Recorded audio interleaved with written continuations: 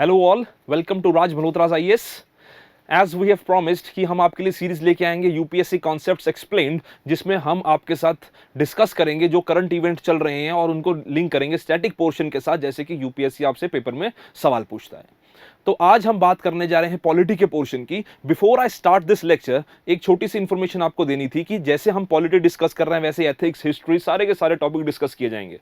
अगर आप कोई चाहते हैं कि कोई स्पेसिफिक टॉपिक किसी भी सब्जेक्ट का आपसे डिस्कस किया जाए जो करंट में आ रहा है and you want to know further about that, तो जिस दिन उस टॉपिक की बारी आएगी तो वी विल मेक श्योर कि the teacher decides and teacher takes upon that particular topic so that it is better for you to understand, and it will also enhance the interaction between the students and between the institute, right? तो आज की class हम start करते हैं polity के topic से, जिसमें हम बात करने जा रहे हैं इस टॉपिक की जिसका नाम है पॉलिटिकल पार्टी। कि पॉलिटिकल पार्टी आप सबको पता न्यूज में चल रही है, जैसे कि आपने एक दो दिन से देख रहे होंगे न्यूज़पेपर में, वो कांग्रेस बीजेपी का या कांग्रेस का आपस में झगड़ा चल रहा है। तो जिसकी वजह से हमने सोचा कि let us bring to you the basic conception of political party, that what do you understand by the political party और what is the basic meaning of the political party. Party system क्या होता है, आज हम बात करेंगे political party क्या होता है, पार्टी सिस्टम किसे कहा जाता है या पार्टी सिस्टम क्या होता है, नेशनल पार्टी क्या होता है, स्टेट पार्टी क्या होता है, एंड इसके साथ साथ हम एक बड़ी इंपॉर्टेंट बात करेंगे कि challenges which are faced by the political parties. तो ये सारे टॉपिक जो हैं हम आज की स्लाइड में, आज के लेक्चर में डिस्कस करेंगे। तो starting with the idea of what is political party.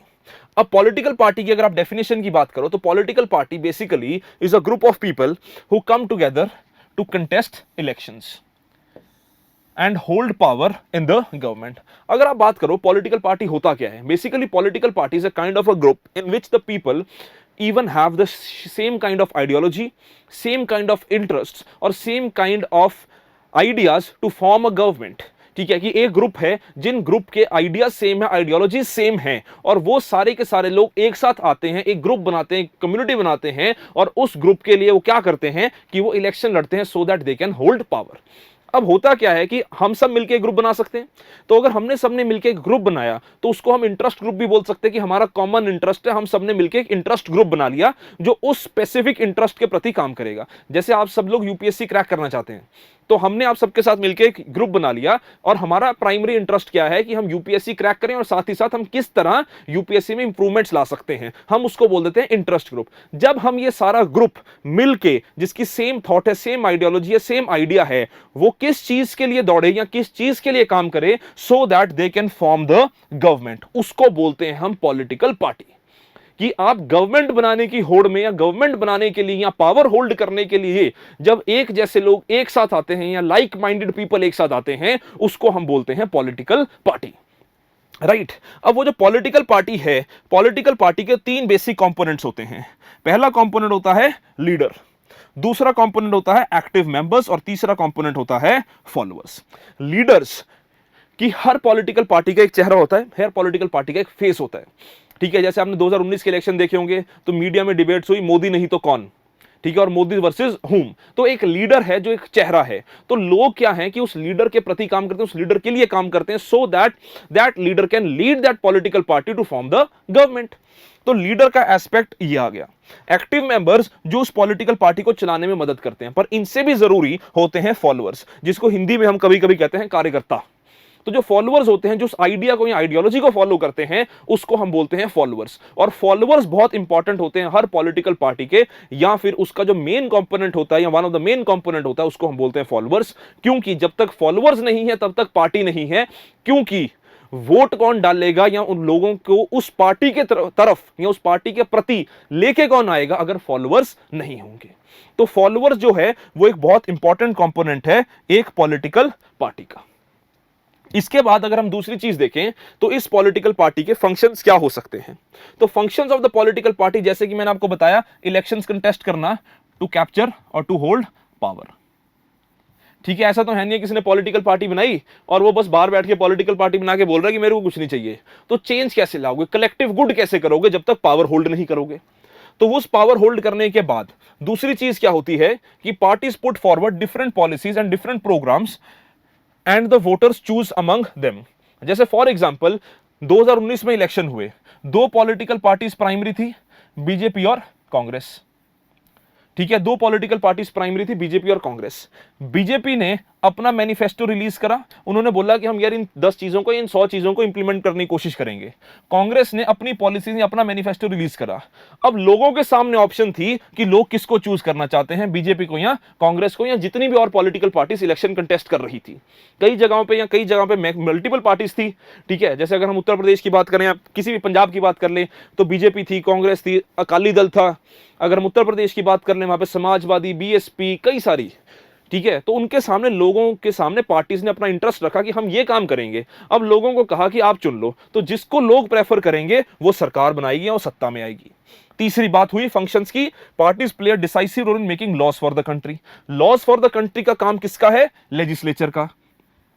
Legislature में हम बात करते हैं पार्लियामेंट की या फिर स्टेट लेजिस्लेटिव असेंबली की। तो पार्लियामेंट और स्टेट लेजिस्लेटिव असेंबली में लॉ कौन बनाता है? Political parties. तो सरकार एक सामने प्रस्ताव लेके आती है, एक मुद्दा लेके आती है, उसके ऊपर डिस्कशन होती है। जब डिस्कशन होती है तो उस डिस्कशन में पार्टिसिपेट कौन करता है? एमपीज या एमएलएस। एमपीज और एमएलएस किसको बिलोंग करते हैं? एक पर्टिकुलर पॉलिटिकल पार्टी को या अपनी अपनी रिस्पेक्टिव पॉलिटिकल पार्टीज को। तो उस कॉन्टेक्स्ट में पॉलिटिकल पार्टीज रोल प्ले करती हैं लॉ मेकिंग में। तीसरी चीज आ गई party form and run governments. ठीक है, ये हम एक्सप्लेन कर चुके हैं। तीसरा आ गया parties that lose elections play the role of opposition and opposition parties also mobilise opposition to the government. अब ये role of opposition is very important when we discuss with context to the democracy. ठीक है, role of opposition is very important when we discuss in the context of democracy.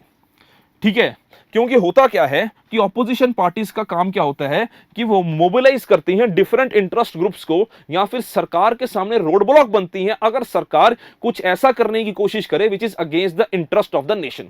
For example, अगर हम example लें कि अगर government ने एक 2015 में गवर्नमेंट ने एक लैंड एक्विजिशन, 2014 में गवर्नमेंट एक लैंड एक्विजिशन एक्ट लेके आई। तो लैंड एक्विजिशन एक्ट से जैसे गवर्नमेंट क्या ऐसा कहा जा रहा था कि फार्मर्स की जमीनों को खतरा है, तो ऑपोजिशन पार्टी सामने उन्होंने बोला कि हम ये पास नहीं होने देंगे। ये तो 2014 की बात हुई।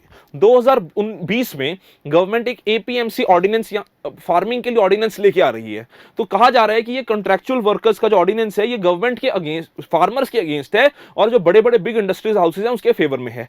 अब ऑपोजिशन पार्टीज का काम क्या होगा कि वो लोगों को कन्विंस करें कि भाई ये सरकार आपके अगेंस्ट कर रही है या आपका नुकसान है, और साथ ही साथ वो गवर्नमेंट के ऊपर प्रेशर डालें कि भाई आप इस प्रोसीजर को चेंज कर दो, नहीं तो voters can turn against you. That is the function of opposition parties, that opposition parties further mobilise the people against the wrong doings of the government, because both of them are fighting for the same thing, that is power.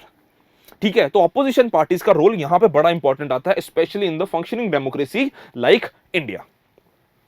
Next point क्या आ गया इसमें? People access the government machinery and welfare schemes implemented by the government. कि जैसे social security schemes होती हैं, ठीक है, कि जैसे स्कॉलरशिप स्कीम्स हो गई, आपका एमजी नरेगा हो गया, राशन डिस्ट्रीब्यूशन हो गया, पीडीएस हो गया, ये सरकार की बनाई हुई स्कीम्स हैं, और सरकार या पॉलिटिकल पार्टीज किसके लिए बनाती हैं? लोगों के लिए। ठीक है जी, तो ये फंक्शंस हो गए। अब दूसरी चीज आती है पार्टी सिस्टम। अब पार्टी सिस्टम होता क्या है? Party system is basically a concept of comparative political system. ठीक है, sorry, concept of comparative political science. अब कंपैरेटिव पॉलिटिकल साइंस ना एक स्ट्रीम है पॉलिटिकल साइंस में, जहां पे हम कंपेयर करते हैं डिफरेंट पॉलिटिकल सिस्टम्स को। For example, will compare the political system of India with the political system of USA, will compare the political system of India with the political system of UK and many more. तो comparative political system एक तरह से comparison करता है दो different political systems का या multiple different political systems का। तो उसी की तरह उसमें एक स्ट्रीम होती है जिसको हम बोलते हैं पार्टी सिस्टम। अब पार्टी सिस्टम ऐसा नहीं है कि पार्टी सिस्टम एक स्टैटिक कॉन्सेप्ट है। पार्टी सिस्टम एक एवॉल्विंग कॉन्सेप्ट है। कि जैसे इंडिया में अगर सपोज करें 10 पॉलिटिकल पार्टीज हैं, अब 10 पॉलिटिकल पार्टी के बेसिस के ऊपर हम बोल देंगे इंडिया में मल्टी पार्टी सिस्टम है। ठीक है, पर उसमें से रेलेवेंट कितनी है? रेलिवेंट अगर फॉर एग्जांपल, फॉर इंस्टेंट अगर हम बोल दें, फॉर इंस्टेंस अगर हम बोल दें रेलिवेंट 2 हैं। ठीक है, ऐसा नहीं है, वैसे हम एग्जांपल ले रहे हैं हाइपोथेटिकल सिचुएशन कि रेलिवेंट 2 हैं। तो क्या अभी भी मल्टी पार्टी सिस्टम होगा तो पार्टी सिस्टम क्या हो जाएगा, टू पार्टी सिस्टम। अब हम ये कह दें कि यार दो भी नहीं, एक ही पार्टी जो है वो रेलेवेंट है, दूसरी पार्टी वैसे ही डेड हो चुकी है, तो हम क्या बोल देंगे, वन पार्टी सिस्टम। तो पार्टी सिस्टम भी एक ऐसा इवॉल्विंग कॉन्सेप्ट है जिससे हमें यह पता लगता है कि कौन कौन सी पार्टीज, कितनी पार्टीज अंडर रेलेवेंस है। जैसे फॉर एग्जांपल पार्टी सिस्टम के कॉन्टेक्स्ट में अगर हम बात करें तो हम यूएस की बात करते हैं, कनाडा की बात करते हैं, यूके की बात करते हैं, वहां पे हम कहते हैं कि दो पॉलिटिकल पार्टीज हैं, पर ऐसा है नहीं है। यूएस में, कनाडा में मल्टीपल पार्टीज हैं, पर रेलेवेंट कितनी है, दो पार्टीज। उस वजह से हम उसके पार्टी सिस्टम को रिकॉग्नाइज करते हैं एज टू पार्टी या फिर बाई पार्टी सिस्टम। तो पार्टी सिस्टम भी एक ऐसी चीज है which is something any country can choose. It evolves over a long time depending upon the nature of society, its social and regional divisions, its history and politics of the system of the elections। जैसे मैंने अभी जो आपको explain किया वही ये English में लिखा हुआ है और कुछ नहीं है, ठीक है। अब there are basically three types of party systems, one is one party system, two party system and multi party system। अब देखते हैं कि ये सिस्टम क्या होता है। One party system, one party system is basically कि वहां पे कोई भी कंपटीशन नहीं है, एक ही पार्टी है जो जी रही है, जीना चाहती है, जो करना चाहती है वो कर रही है, ठीक है, उसको कोई रोकने वाला नहीं है। जब उसको कोई रोकने वाला नहीं है तो वो जो चाहे मन चाहे करेगी। जैसे कि China, communist party of China, one party system, ठीक है। चाइना के प्रियम्बल में लिखा हुआ है कि कम्युनिस्ट पार्टी जो है वो रूल करेगी, कॉन्स्टिट्यूशन के प्रियम्बल में। हैरानी की बात है कि चाइना का भी कॉन्स्टिट्यूशन है। दूसरी बात है कि उनके संविधान में लिखा कम्युनिस्ट पार्टी रूल करेगी। वन पार्टी सिस्टम कि कोई कंपटीशन ही नहीं है, जो पार्टी करना चाहेगी करेगी, कोई रोकने वाला ही नहीं है, ठीक है ना। तो वन पार्टी सिस्टम की बात आ गई कि वो दो चॉइसेस देंगे कि या तो ए चुन लो या बी चुन लो, कि हमारे पास दो कैंडिडेट हैं, ए चुन लो या बी चुन लो। अब लोगों के पास ऑप्शन तो है नहीं, ठीक है, कह रहे ए भी राक्षस दूसरा भी राक्षस, जिसको चुनना चुन लो, ठीक है। तो होता क्या है, वन पार्टी सिस्टम में कोई कंपटीशन नहीं है। एग्जांपल हमने यहां देखी, चाइना, नॉर्थ कोरिया, क्यूबा, जहां पे सिर्फ और सिर्फ कम्युनिस्ट पार्टी सिस्टम ही प्रिवेल कर रहा है। वैसे तो रशिया भी इसमें आ सकता है, एग्जांपल्स और भी आ सकते हैं इसमें। रशिया इसमें एक बड़ी इंपॉर्टेंट एग्जांपल है, वेनेजुएला इसमें एग्जांपल है, सिंगापुर इसमें एग्जांपल है, तो और भी बड़ी सारी एग्जांपल्स हैं जो इसमें हम डाल सकते हैं वन पार्टी सिस्टम में। There is one party that is only relevant. Next is your two party system. In this two-party system, this is basically the power shifts between the major dominant parties between each other, ठीक है। Multiple parties होती हैं जैसे मैंने बताया, पर जो majorly relevant parties होती हैं वो दो होती हैं। और वो जो दो मेजर रेलेवेंट पार्टी, जैसे कि हम यूएसए की बात करें तो वहां पे क्या है, रिपब्लिकन और डेमोक्रेट, ठीक है। यूके की बात करें, कंजर्वेटिव एंड लेबर। तो ये दो पॉलिटिकल पार्टीज हैं जो डोमिनेंट पॉलिटिकल पार्टीज हैं। तो इन दो पॉलिटिकल पार्टीज में से ही अगर हम देखें तो किसी ना किसी की सरकार बनती है, तो हम उसको बोल देते हैं कि यहां का सिस्टम कैसा है, यहां का सिस्टम है डोमिनेंट पार्टी सिस्टम का, ठीक है। अब ना इंडिया में वैसे तो मल्टी पार्टी सिस्टम है, पर इंडिया में कुछ स्टेट्स ऐसी, इंडिया इतनी डाइवर्स कंट्री है कि वहां पे कुछ स्टेट्स ऐसी हैं जहां पे टू पार्टी सिस्टम एग्जिस्ट करता है, ठीक है। जैसे छोटी छोटी पार्टीज हैं पर वो रेलेवेंस उनकी इतनी ज्यादा नहीं है। जैसे अभी कांग्रेस का और बीजेपी का झगड़ा चल रहा है राजस्थान में, तो अगर आप वहां पे देखते हो वहां पे बाकी पार्टीज हैं पर वो इतनी रेलेवेंट नहीं है। तो इंडिया में फेडरेशन के अंदर ही स्टेट्स हैं जहां पे टू पार्टी सिस्टम रेलेवेंट है, फेडरेशन के अंदर ही स्टेट्स हैं जहां मल्टी पार्टी सिस्टम रेलेवेंट है, और ऑल यूनियन ऑफ इंडिया में मल्टी पार्टी सिस्टम रेलेवेंट है। तो ये पार्टी सिस्टम होता है जो इवॉल्व करता रहता है, जो चेंज करता रहता है। अब इस टू पार्टी सिस्टम के बाद अगर हम देखें तीसरे को, जिसको बोलते हैं मल्टी पार्टी सिस्टम। इस मल्टी पार्टी सिस्टम में जैसे हमने बताया कि several parties compete for power and more than two parties have a reasonable chance of coming to power either on their own strength और इन अलायंस विद अदर्स। जैसे India है, एक alliance बना हुआ एनडीए का which is led by BJP, एक alliance बना हुआ है यूपीए का which is led by Congress, ठीक है। अब बीच में ऐसा समय भी आया था हिंदुस्तान में जब थर्ड फ्रंट की सरकार बन गई थी। रेलेवेंट सब है पार्टीज हैं, ठीक है, चाहे आप बीएसपी की बात कर लो, बहुजन समाज पार्टी की, चाहे आप समाजवादी पार्टी की बात कर लो, चाहे आप एआईडीएमके की बात कर लो, चाहे आप नेशनल कॉन्फ्रेंस की बात कर लो, चाहे आप एनसीपी की बात कर लो, चाहे आप तृणमूल कांग्रेस की बात कर लो, सब रेलेवेंट है, ठीक है। तो पार्टी सिस्टम कैसा है, मल्टी पार्टी सिस्टम, क्योंकि रेलेवेंस सबकी उतनी है। कोई स्टेट में रेलेवेंट है, कोई नेशन पे रेलेवेंट है, नेशनल लेवल पे रेलेवेंट है। तो रेलेवेंस के बेसिस के ऊपर हम ये डिसाइड कर रहे हैं कि पार्टी सिस्टम है कैसा। तो इंडिया में मल्टी पार्टी सिस्टम एग्जिस्ट करता है कि कभी अलायंस बेस्ड सरकार बनती है, या कभी सिंगल पार्टी गवर्नमेंट भी आती है, कभी कोलिशन गवर्नमेंट भी बनती है, ठीक है। तो ये पॉइंट जो है इसमें यही चीज लिखी हुई है, राइट। अब इसके बाद अगर हम पार्टी सिस्टम्स के बाद चलें, हम देखते हैं classification of parties in India. अब इंडिया में basically in terms of geographical spread there are 4 types of parties: all India parties, trans regional parties, regional parties and local parties. ठीक है, अब हमारे लिए जो ज्यादा इंपॉर्टेंट है वो तो हम बात करेंगे ऑल इंडिया पार्टीज की और रीजनल पार्टीज की। अब ये ट्रांस रीजन और लोकल पार्टीज होती हैं, ये मल्टीपल ओरिएंटेशन वाली पार्टीज होती हैं। ठीक है, अब अगर हम देखें कि ट्रांस रीजनल पार्टी जो एक रीजन स्पेसिफिक में नहीं है पर मल्टीपल रीजन में एग्जिस्ट करती है, उसको हम ट्रांस रीजनल पार्टीज भी बोलते हैं, पर अभी भी वो नेशनल लेवल या नेशनल पार्टी के स्टेटस पे नहीं पहुंची है। लोकल पार्टी होती है जो एक एरिया स्पेसिफिक में एग्जिस्ट करती है, जिसका जो बेस है या वोटर बेस है या मास बेस है वो बहुत ज्यादा ही कम है, उसको हम बोलते हैं लोकल पार्टी। ठीक है, which is neither recognised as regional party as of now. अब अगर हम देखें, यह भी कहा गया कि in terms of orientation there are parties of left, right and centre. India में लेफ्ट को ज्यादातर कंसीडर किया जाता है कम्युनिस्ट पार्टीज के हिसाब से। ठीक है, अब ये लेफ्ट राइट और सेंटर वाला कॉन्सेप्ट था ना, ये लेफ्ट राइट और सेंटर वाला कॉन्सेप्ट ओरिजिनेट हुआ था काफी सदियों पहले, जब ये कहा गया था कि जो पॉलिटिकल पार्टी एक तरफ से बात करती है, कैपिटलिस्ट क्लास की ओर से बात करती है, उसको बोलते हैं, या हाइपर नेशनलिज्म की बात करती थी, उसको बोलते हैं राइटिस्ट। जो सेंटर में खड़ी थी, जो ना इधर है ना इधर है, मिडिल पाथ फॉलो करती है, उसको बोलते हैं सेंट्रिस्ट। और जो वर्कर क्लास की बात करती है उसको बोलते हैं लेफ्टिस्ट। तो अगर हम ओरिएंटेशन या आइडियोलॉजी के हिसाब से देखें तो इंडिया में लेफ्ट पार्टीज कौन सी हैं? जो वर्कर क्लास की बात करती हैं, फार्मर्स की बात करती हैं, वल्नरेबल सेक्शन की बात करते हैं, उसको बोलते हैं कम्युनिस्ट पार्टी। सेंटर में जिसमें लेफ्ट के लोग भी हो सकते हैं, राइट के लोग भी हो सकते हैं, जो मिडिल पाथ ढूंढने की कोशिश करते हैं, उसको बोलते हैं centrist party, as in orientation और एज इन आइडियोलॉजी। वो इंडिया में है कांग्रेस पार्टी। राइटिस्ट पार्टी जो बात करती है कैपिटलिस्ट सेक्शन की, बिजनेसमैन की, या फिर जो हाइपर नेशनलिज्म जैसी चीजों को फॉलो करती है, जो एक्सट्रीम तो नहीं कहेंगे पर राइट में कहेंगे, राइटिस्ट पार्टी कहेंगे, उसको बोलते हैं हम भारतीय जनता पार्टी। तो हिंदुस्तान में ये तीनों तरह की या तीनों ओरिएंटेशन की पार्टी भी एग्जिस्ट करती हैं। ठीक है जी, अब इसके बाद बात आती है नेशनल पार्टीज को रिकॉग्नाइज करने के क्राइटेरिया की।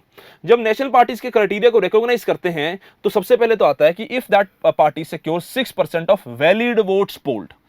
ठीक है, 6% की votes in how many states? 4 और मोर स्टेट्स। ठीक है, इन 4 और मोर स्टेट्स कहां पे? लोकसभा के इलेक्शन में और in the legislative assembly election. और इसके साथ साथ in addition it means 4 seats in the Lok Sabha from any state और मोर देन 1 स्टेट, कि मिनिमम 4 सीटें तो वो जीते ही जीते, एक स्टेट से या मल्टीपल स्टेट से। दूसरी कंडीशन आ गई, if it wins 2% of seats in Lok Sabha eight general election, 2% of the seats in Lok Sabha eight general election, कि out of the total seats in Lok Sabha elected seats 2% seats वो जीते। तो जितने भी out of the total election हो रहे हैं सीट्स के ऊपर, उसमें से 2% सीट जो है वो पॉलिटिकल पार्टी जीते, उसको बोलते हैं हम नेशनल पार्टी, रिकॉग्नाइज की जा सकती है। तीसरी चीज आ गई, if it is recognised as the state party in 4 states, कि अगर 4 स्टेट्स में, उससे ज्यादा स्टेट्स में it is recognised as state party, तो उसको हम बोल सकते हैं क्या? National party. हिंदुस्तान में as of now 8 national parties exist करती हैं। एक तो है Congress, BJP, communist party of India, communist party Marxist, Bahujan Samaj party, national Congress party जो शरद पवार वाली है, Trinamool Congress of Mamata Banerjee and NPP led by Sangma. अब एक बात याद रखना कि एनपीपी जो पार्टी है, this political party is the first party ever in India which is recognised as national party and this belongs to north east. ठीक है, नॉर्थ ईस्ट से निकली हुई पहली पॉलिटिकल पार्टी है जो हम रिकॉग्नाइज कर रहे हैं एज नेशनल पार्टी। तो एनपीपी अभी पिछले साल ही रिकॉग्नाइज की गई है एज नेशनल पार्टी। इसके बाद आता है स्टेट पार्टी। स्टेट पार्टी में क्या है कि if it secure 6% of valid votes in legislative assembly of the state concern in addition it win 2 seats in the assembly of the state. 6% votes उसको मिले असेंबली में या लोकसभा में और 2 सीट्स वो जीते असेंबली में। अब यहां पे देखो, ये थोड़ा सा मिलता जुलता है। यहां पे क्या बात आ रही है? यहां पे आ रही है कि वो 4 सीटें जीते कहां? लोकसभा में। और यहां पे वो क्या कह रहा है कि वो 2 सीटें जीते कहां पे? स्टेट कंसर्न्ड असेंबली में। दूसरी चीज आ गई 6% ऑफ वैलिड वोट्स, और इसके साथ साथ वो 1 सीट जीते कहां पे? उस स्टेट से लोकसभा में। कि अगर फॉर एग्जांपल एक पार्टी है जो उत्तर प्रदेश में खड़ी है या बिहार में खड़ी है, कहीं भी लगा लो, अब वो स्टेट पार्टी है, उसको 6% वैलिड वोट्स मिल गए जनरल इलेक्शन में, और उसके साथ साथ उसने 1 सीट लोकसभा की उस स्टेट में से जीती, ये नहीं है कि बिहार वाली पार्टी के हमने पंजाब में जीत लिया, ऐसा नहीं, बिहार की पार्टी बिहार में, तो वो आपकी स्टेट पार्टी रिकॉग्नाइज हो सकती है। तीसरा कंसर्न आ गया, if it win 3% of seats in legislative assembly at a general election to the legislative assembly of the state concern and 3 seats in the assembly which ever is more. ठीक है, या तो वो 3% सीट जीते या फिर इट विंस 3 सीट्स और मोर, कि या तो 3% ऑफ द टोटल सीट्स जो असेंबली की है या 3 सीट्स या उससे ज्यादा, इसमें से जो ज्यादा होगा वो कैटेगरी या वो क्राइटेरिया माना जाएगा। इसके बाद आ गया कि if it means 1 seat in Lok Sabha for every 25 seats और any fraction there of allotted to the state eight general election of the Lok Sabha from the state concern, कि ये कह रहा है कि अगर लोकसभा में 25 सीटें हैं उस स्टेट में से, तो एक सीट एटलीस्ट वो जीते उस पर्टिकुलर स्टेट में से, मतलब 25 में से एक, अगर 50 हो गई तो 2। ठीक है, तो ये अगर वो मान जाता है तो उस बेसिस के ऊपर, या वो कैटेगरी फुलफिल कर रहा है, क्राइटेरिया फुलफिल कर रहा है, तो हम कह सकते हैं that it can be recognised as a state party. इसके बाद आ गया, ये 2011 में ऐड किया था इलेक्शन कमीशन ऑफ इंडिया ने, जो लास्ट कंडीशन है, वो लास्ट कंडीशन क्या है, if it secures 8% of the total valid votes polled in the state eight general election to the Lok Sabha from the state और total legislative assembly of the state, कि 8% of the total valid votes अगर उसे पड़ जाती हैं लोकसभा के election में या फिर elections to the state legislative assembly, तो that can be recognised as state party, but the condition is 8% of valid votes. ठीक है, and last is challenges faced by political party. Internal democracy, आप देख रहे हो कांग्रेस पार्टी का हाल, lack of internal democracy. दूसरा आया dynastic succession, again Congress party. ठीक है, आजकल यही एग्जांपल बढ़िया चल रही है। मनी एंड मसल पावर, ये आप देख सकते हो हर पार्टी में। ठीक है, बहुजन समाज पार्टी, बीजेपी, हर में देख सकते हो मनी एंड मसल पावर, जिसमें क्रिमिनल्स हैं, पॉलिटिकल पार्टी इसमें इंक्लूडेड हैं, जैसे अभी आपने देखा एनकाउंटर ऑफ विकास दुबे इन उत्तर प्रदेश। ठीक है, मनी एंड मसल पावर, जब तक जरूरत थी सरकार बन गई, उसके बाद कह रहे कि चलो भैया thank you very much. And last is lack of meaningful choice. Lack of meaningful choice का मतलब क्या हो गया कि you are not happy with the either party but you have to choose someone. ठीक है, मतलब वही बात हो गई कि दोनों में से कोई एक, चाहे आपको दोनों पसंद नहीं है। This is basically the challenges to the party system, right? So this is it from today's lecture and hope to see you again. Thank you very much and all the best.